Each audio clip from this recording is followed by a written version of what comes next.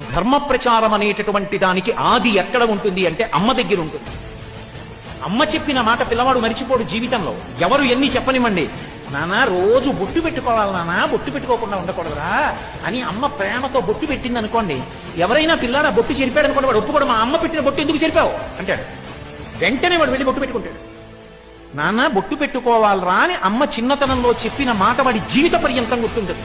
యం పాలయసి ధర్మంతం వృత్యాచర్యమేన చ సవై రాఘవశార్దూలా ధర్మస్వామిభిరక్షతు. ఈ శ్లోకం చెప్పి రాముడి ధర్మం గురించి చెప్పి, నాన్న ఆయన రా రాముడు, రామా జైజీ అని ఒక్క నమస్కారం పెట్టరా అని అమ్మ రాముడి ముందు నిలబెడితే, ఇంకొక రాముడు, ఇంకొక లక్ష్మణుడు, ఇంకొక సీతమ్మ ఈ జాతిలో పుడతారు. ధర్మము నిరంతరంగా ప్రవహిస్తుంది తప్ప ధర్మ ప్రచారం జరగాలి, ధర్మ ప్రచారం జరగాలి, ధర్మ ప్రచారం జరగాలని చెప్పి గదుల్లో కూర్చుని సమావేశాలు నిర్వహిస్తే ధర్మ ప్రచారం జరగదు. ధర్మ ప్రచారం మనకు ఆది ఎక్కడ ఉంటుంది అంటే అమ్మలో ఉంటుంది. కాబట్టి సవినయంగా నేను తల్లులు అందరి పాదములు పట్టి నమస్కరించి ప్రార్థన చేసేదేది అంటే ఈ శ్లోకములు ధారణ చేసి బిడ్డలకు చెప్పండి. నేను ఏదో అధికారం ఉన్నవాడనని కాని, చెప్పగలిగిన సమర్థున్నని కాని, నాకు ఆ పాత్రత ఉందని కాని, నేను అధికారినని కాని నేను ఈ మాట చెప్పట్లేదు. మీ అందరికీ తోడబుట్టిన వాడిగా మీ పాదములు పట్టి ప్రార్థన చేసి నేను కోరుకునేది ఈ రామాయణ శ్లోకాన్ని బిడ్డలకి నేర్పండి. ధర్మము తనంత తాను నిలబడుతుంది, లోకంలో శాంతి